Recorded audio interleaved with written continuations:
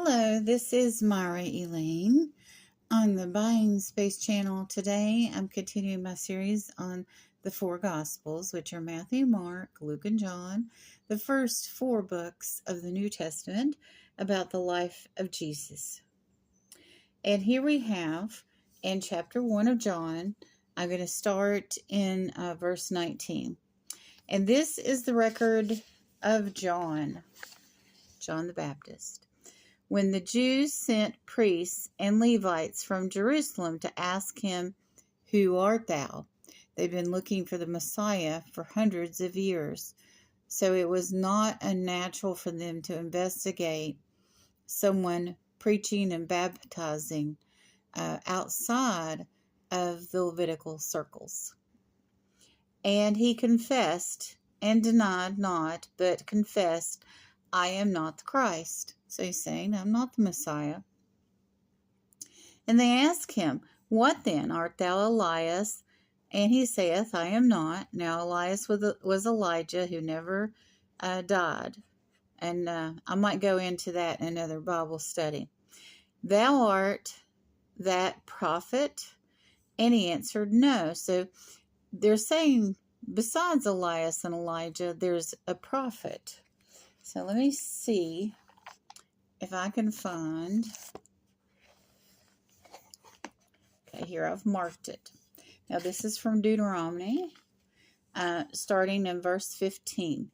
"And the Lord thy God will raise up unto thee a prophet from amidst of thee, and thy brethren, like unto me, unto him ye shall hearken." Now John the Baptist was technically, he was Levite by blood. His father, Zechariah, was the Levite priest.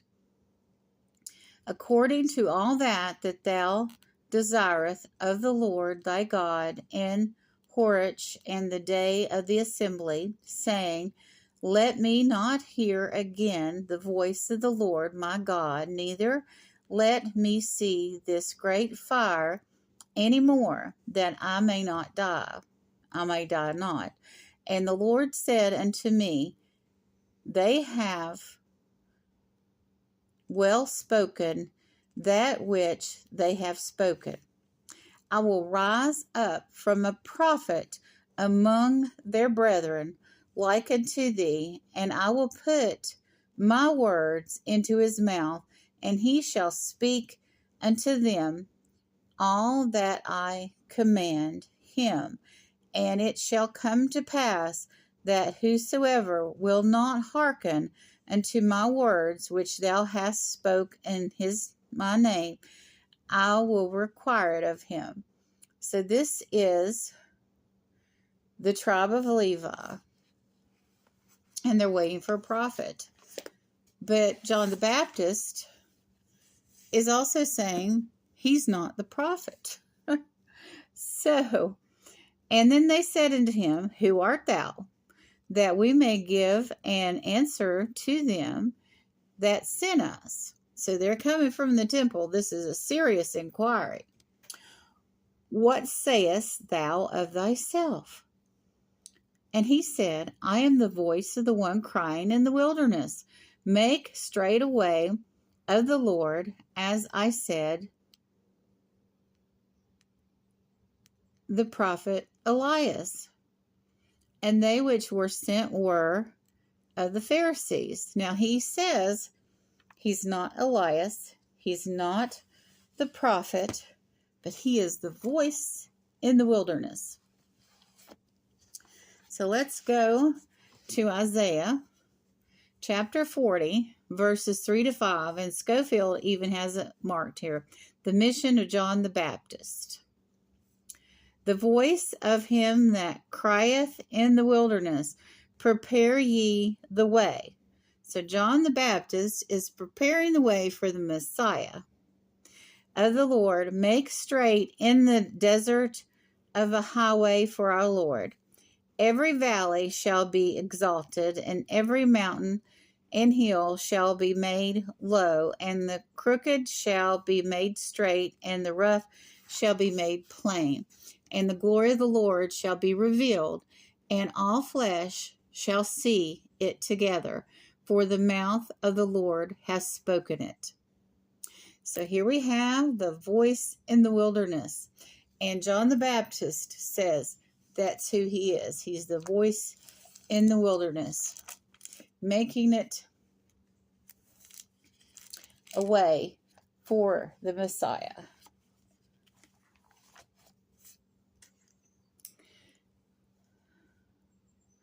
And they asked him and said unto him, Why baptize thou then, if thou's not the Christ, nor Elias, neither that prophet? John answered to them, saying, I baptize with water, but there standeth one among you, he's already here, whom ye know not. He it is, whose coming after me is preferred before me, whose shoes latchet I am not worthy to unloose.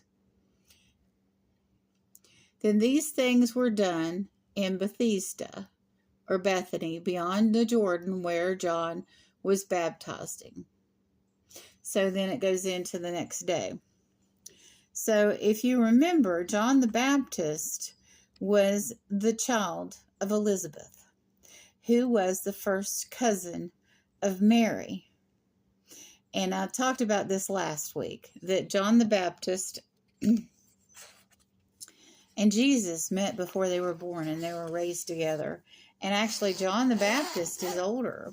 So in this passage, you said that he's coming after, or he is, but when he says he's coming after, he means that Jesus is going to be introduced to them after he's being introduced to them that day.